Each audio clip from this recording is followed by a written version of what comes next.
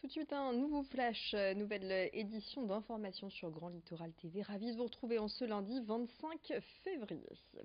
On débute avec la crainte des employés de la boutique Orange à Hasbrook, boutique menacée de fermeture. Si cette fermeture est confirmée, eh bien, ce serait la 13e boutique de l'enseigne à fermer ses portes en quelques années, après celles de Coquelles, Armentières, Saint-Omer, Grande-Sainte, Lers ou encore Tourcoing.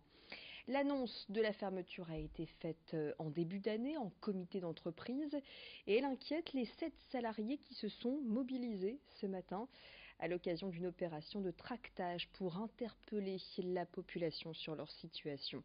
Vincent Vieillard était à leur côté. Je vous propose d'écouter l'un des 2 salariés de cette boutique. Il y a 7 collègues qui travaillent dans la boutique et donc c'est cette personne dont plusieurs habitent sur Hasbrook. On leur demanderait de faire des kilomètres pour aller travailler soit à Dunkerque, soit à Anglo, soit en Longness, voire même sur l'agglomération lilloise. Donc une dispersion de l'équipe, ce qui est vraiment dommage. Et comme on en a parlé avec eux et avec la clientèle, c'est un véritable gâchis. Parce que ça fait maintenant une vingtaine d'années que la boutique est installée ici à Hasbrook et ils ont fait un gros travail de fidélisation et le public et la clientèle est présent. Et d'ailleurs, il y a une dame là, il y a quelques minutes qui est rentrée dans la boutique et qui a dit moi je vais signer la pétition, une dame de 80 ans, et qui a dit je veux signer cette pétition parce qu'ils veulent cette proximité.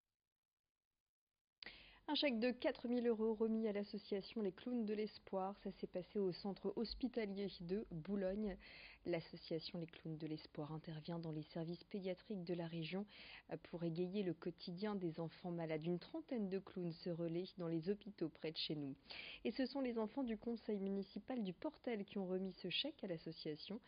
Des enfants qui ont également amené de nombreux cadeaux achetés grâce à l'organisation d'animation. Je propose d'écouter 3 d'entre eux. Eva, Amaury et Clément au micro de Loïc Caillé.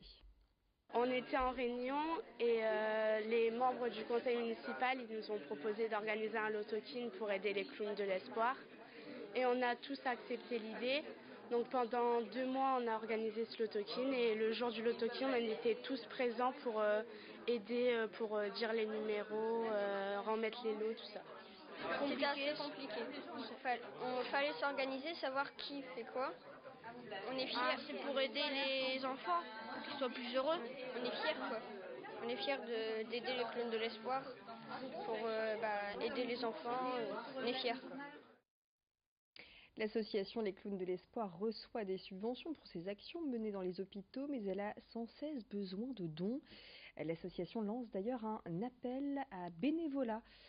Dans le cadre de ses actions dans le secteur du Boulonnais, Patrick alias Fanfreluche est clown de l'espoir depuis 20 ans. Derrière chaque don, il y a toujours une histoire.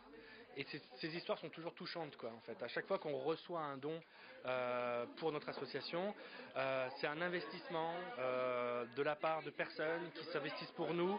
Et comme je le disais tout à l'heure, c'est toujours très émouvant de recevoir ces dons pour que notre association existe et pour qu'on puisse se développer, pour qu'on puisse toujours travailler dans le bon sens. Et là, le fait que ce soit des enfants, c'est encore plus émouvant, en fait, de voir des enfants qui s'investissent pour d'autres enfants à travers nous. Oui, mais chaque don est émouvant en fait, parce que sans eux, sans ces dons-là, on ne pourrait pas vivre. Allez, on parle d'art à présent, direction le Palais des Beaux-Arts de Calais, qui accueillera l'exposition Conquête urbaine du 6 avril au 3 novembre prochain. Et dans ce cadre, 2 œuvres éphémères ont été réalisées et exposées dans le hall d'accueil. La première œuvre monumentale, justement intitulée Conquête urbaine, a été réalisée par l'artiste Alexandre d'Isaac, alias Alexone, un peintre issu du mouvement du graffiti. La seconde œuvre, quant à elle, a été réalisée par Romain Froquet sur l'escalier monumental du hall d'accueil. Une œuvre particulière qui se lit à partir d'un point précis, c'est une anamorphose. Alors pourquoi avoir fait ce choix de l'escalier du Palais des Beaux-Arts? Chazia Boucher, directrice adjointe, nous en dit plus au micro de Loïc Caillé. Notre invitation à l'artiste a été faite sur des photographies de lieux et notamment de cet escalier monumental. Et c'est cet escalier qui l'a séduite parce que c'est un artiste qui travaille quand même beaucoup la ligne droite, qui travaille presque uniquement avec du noir, du blanc. Et en fait, les courbes de cet escalier-là, il trouvait en fait correspondaient très bien, justement, un peu en négative de son univers, en fait toute de lignes. Donc c'est cet escalier qu'il a aussi décidé en fait à venir travailler avec nous pour créer cette œuvre expressément pour l'exposition à nouveau Conquête urbaine. L'exposition Conquête urbaine retracera l'histoire du mouvement du street art depuis ses débuts dans les années 60 jusqu'à aujourd'hui. Au total, 60 œuvres issues du street art avec une palette des différentes tendances et des différents mouvements qui sera donc donnée à voir au public. Des œuvres de tendances différentes, parce que dans ce mouvement de street art, il y a des tendances aussi très très différentes. Donc nous avons effectivement des artistes qui travaillent un peu plus les lettrages, donc vraiment le début de ce qu'on appelait le graffiti.